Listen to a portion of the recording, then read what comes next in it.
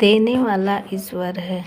एक बहुत अमीर सेठ तिरुपति बालाजी का बहुत बड़ा भक्त था, जिस वजह से वो रोज़ सुबह अपनी कार से तिरुपति बालाजी मंदिर जाता। वह जब भी मंदिर जाता, मंदिर की सीढ़ियों पर दो भिखारी बैठा करते थे। अब सेठ जब भी सीढ़ियों से आता जाता, तब पहला भिखारी बोलता, हे ईश्वर, तूने सेठ को बहुत कुछ दिया है, मुझे भी दे दे। दूसरा भिखारी कहता है, सेठ जी, ईश्वर ने तुझे बहुत कुछ दिया है, मुझे भी कुछ दे दे।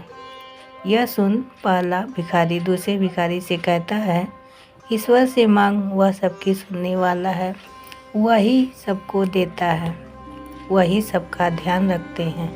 हम पर एक दिन उनकी कृपा होगी। अरे देने वाला ये सेठ कौन होता है? सब्र रखो और दिल से ईश्वर की भक्ति करो। तभी दूसरा भिखारी बोलता है, चुप कर मूर्ख। सेठ अमीर आदमी ने पीछे से इन दोनों भिखारियों की बात सुन ली। सेठ पहले वाले भिखारी की बातों से थोड़ा प्रभावित हो गया, जिस वजह से उसने दूसरे वाले भिखारी के बारे में सोचा और ये विचार किया कि देखते हैं ईश्वर की कृपा पहले वाले भिखारी पर कैसे होती है।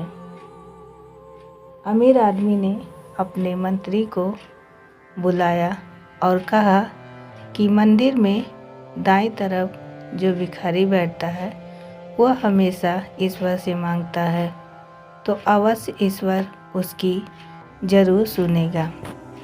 लेकिन जो बाईं तरफ बैठता है, वह हमेशा मुझसे फरियाद करता रहता है। तो तुम ऐसा करो कि एक बड़े से बर्तन में खीर भर के उसमें स्वर्ण मुद्रा डाल दो और वह उसको दे आओ। मंत्री ने ऐसा ही किया। अब वह भिखारी मज़े से खीर खाते खाते दूसरे भिखारी को चिढ़ाता हुआ बोला, बड़ा आया, ईश्वर देगा। यह देख, राजा से मांगा, मिल गया ना।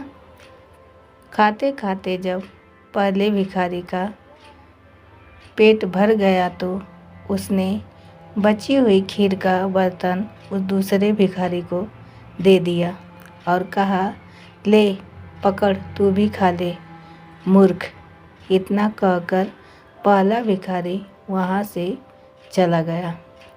अगले दिन जब अमीर व्यक्ति आया तो देखा कि बाईं तरफ वाला भिखारी तो आज भी वैसे ही बैठा है, लेकिन दाईं तरफ वाला भिखारी गायब है।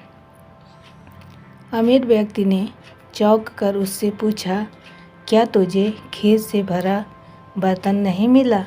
भिखारी जी, मिली थी मालिक, क्या स्वादिष्ट खीर थी, मैंने खूब पेट भर कर खाई।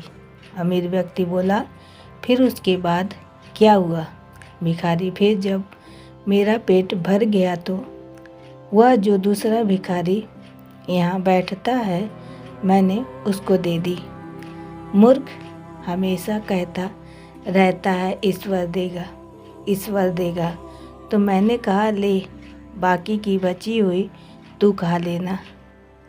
राजा सब समझ गया, मुस्कुरा कर बोला, अवश्य ही ईश्वर ने उसे दे ही दिया।